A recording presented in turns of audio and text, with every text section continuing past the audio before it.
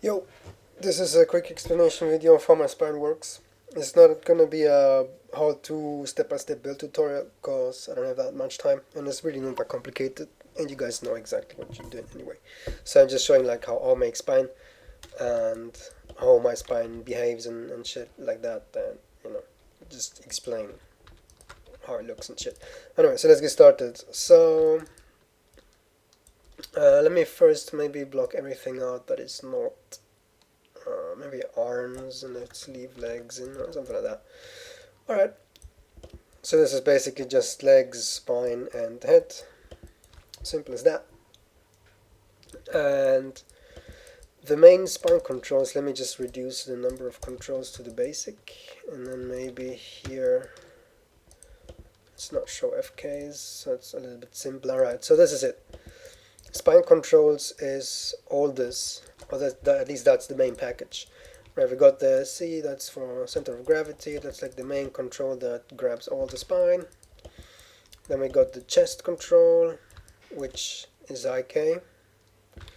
We got the hip control, which is also IK. And then we got this control here, which is not a mid control, it's just a second pivot for the chest, which is basically our fake FK. Alright, so if you want a low pivot, we rotate from here. If you want a high pivot, we rotate from here. And that's pretty much it. Now, secondly, you will see how I lay out the bones in my spine. So I have many bones up here, like this mid-abdominal section has 3 bones, and then there's just 2 for the whole length of the torso. And that's because this bit has the rib cage anyway, so I don't want too much bend in there. I've got a little bit. I've got this up here, which helps a little bit with like chest expansion stuff. I'm gonna show that later on the mesh, how this behaves with the other control that I have. But that's it. So before I continue showing how this rig works, let me just quickly show you how you can make something like this very quickly.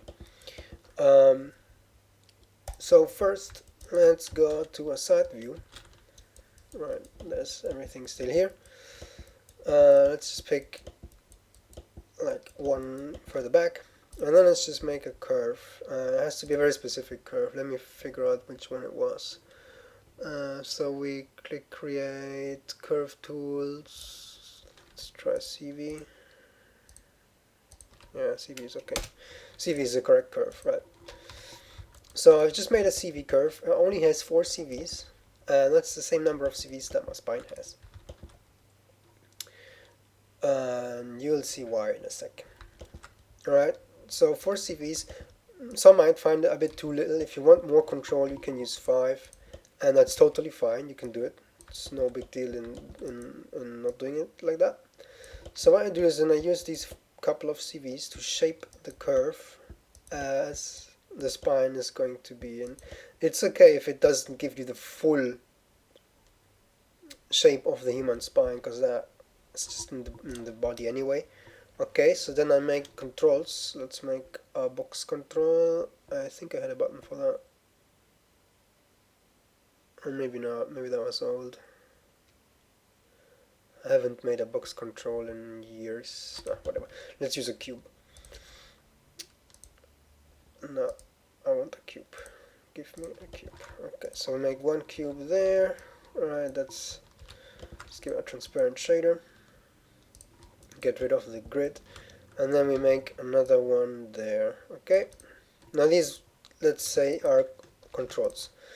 So in my script, because all of this is internally made by script, I also make bones. So let's make some bones.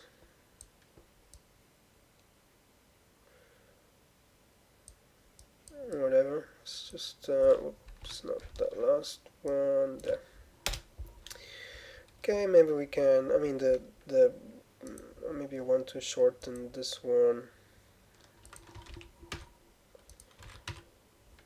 and then this one too, and then make this one a bit longer again. Doesn't really matter. Okay, so freeze transformations to get rid of the rotations, go back to joint orients. Now I make IK spline. So let's click IK spline there, there, and whoops, that's the wrong one. IK spline. Make sure it's the correct one with. Oh, I think they changed the IK and curve. I think IK spline now is locked to. Oh no, it's IK spline. What I was saying, that was always been. Okay, whatever. We got the IK spline here. So what I do then in the script is, for the CVs of this curve, I make locator that drives. Okay, so let's make. To do that easy, let's just.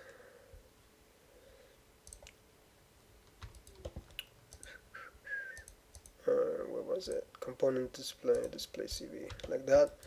And then we can snap these locators to the corresponding CV. Okay.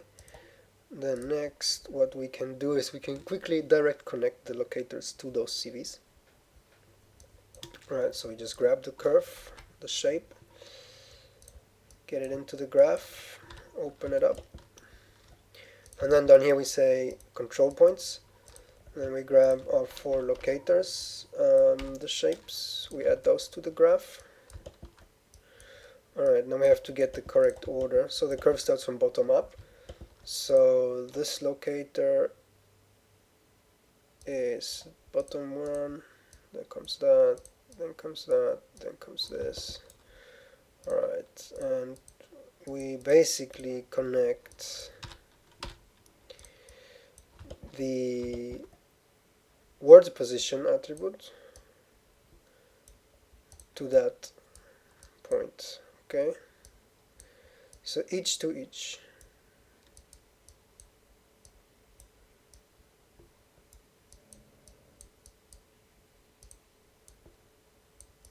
Okay, that's it. So if I now move locator, you can see the curve moves. Okay, now let's unhide auto cubes. Let's get the pivot of that aligned there. That one's already there. And now all I just do is apparent the locators to the correct cube. And there. And now we have a spine. And that's pretty IKE. And only has 2 controls. And we can have one more control. Actually, I'm going to do something quickly, just for the sake of demonstration. Just freeze these transformations first, and now parent these back in.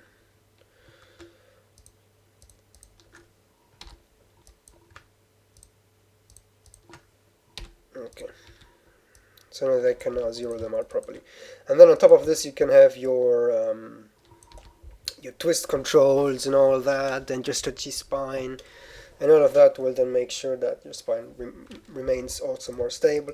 And then you also have these, so you can add controls to these locators, mainly to the 2 middle ones. Let's make sure that this goes away. To these middle ones, because they now control the spine like arching, right? And these ones also control the relationship of chest and hip control. And if you think about it, you can't do much more. You can't make this sort of shape with your spine anyway. Right?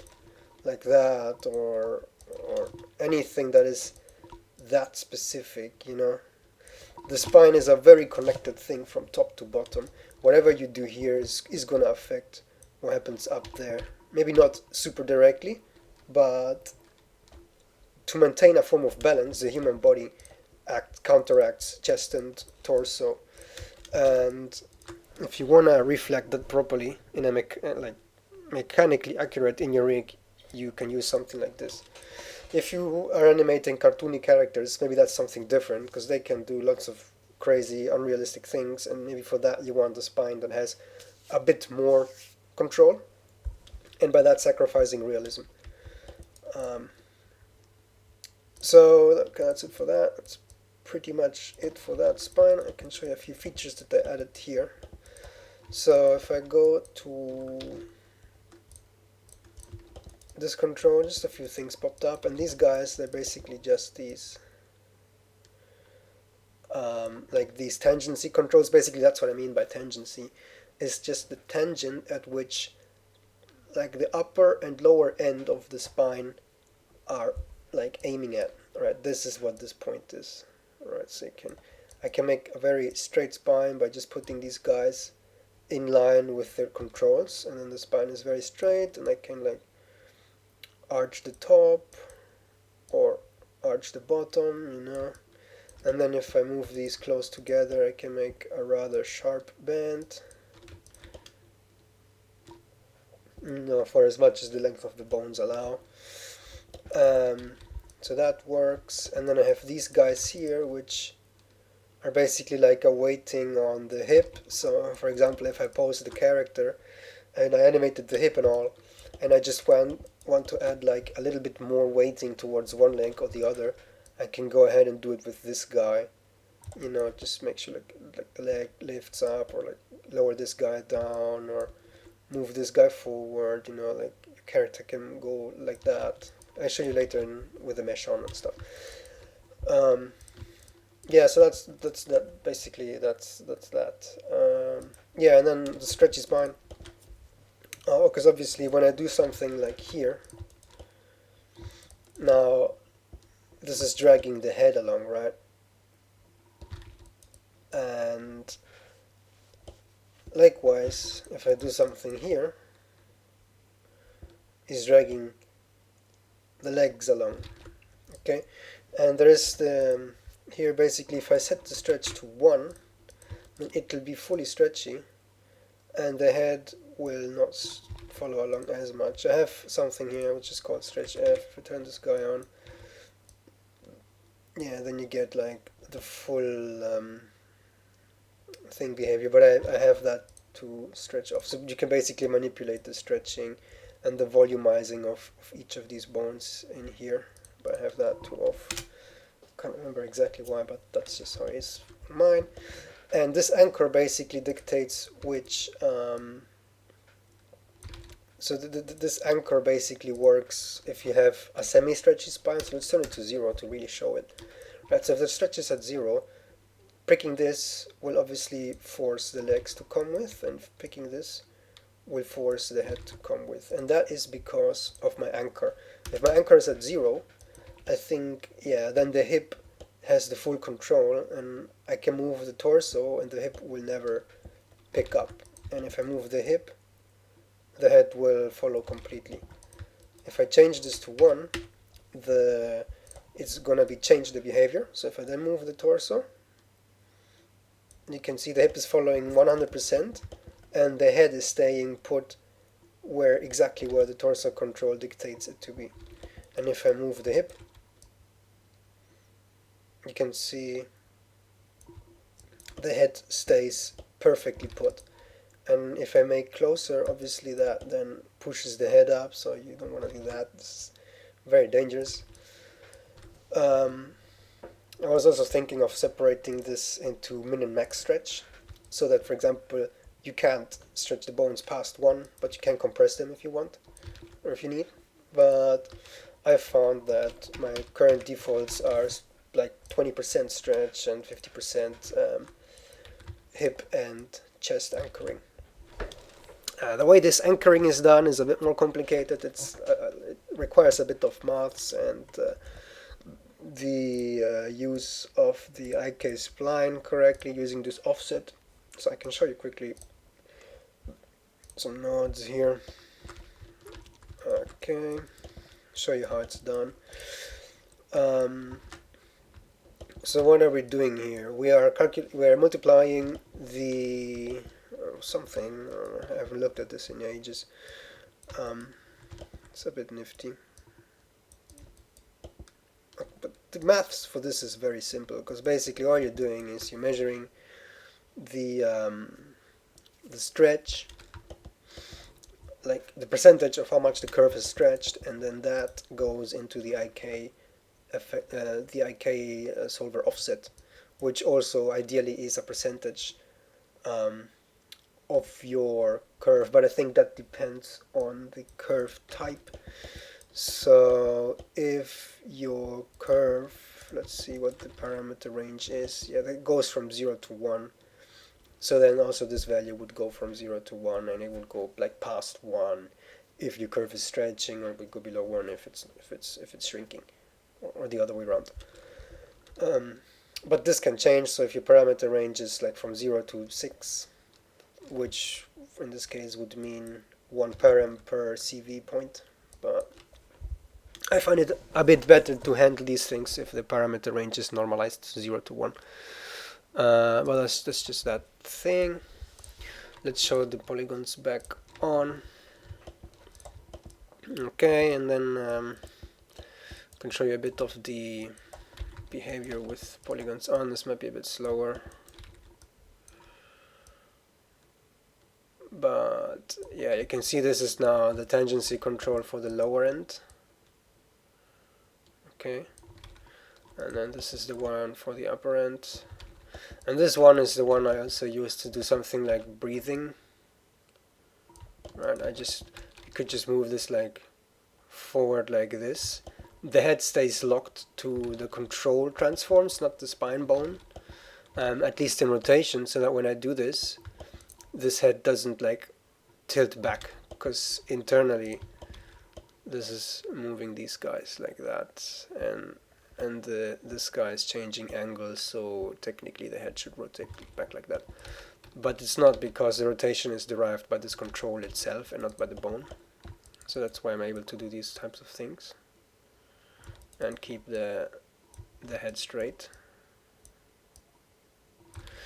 Then this thing here, again, you can like make some offsets on that if you have completely animated your hip control and don't want to like mess up that anymore. You can just use these guys to add a little bit of secondary motion to hip weights.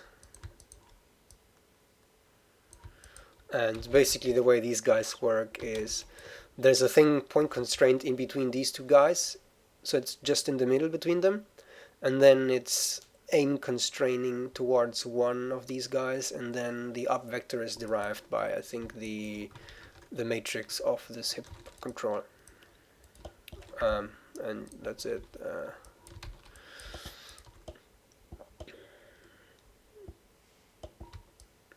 And I figured, like, I found that you can have very like smooth rotations on the back of the spine like this, and also on the front side, you get the nice sharp bend from this lower end of the back, while this upper bit is not as affected.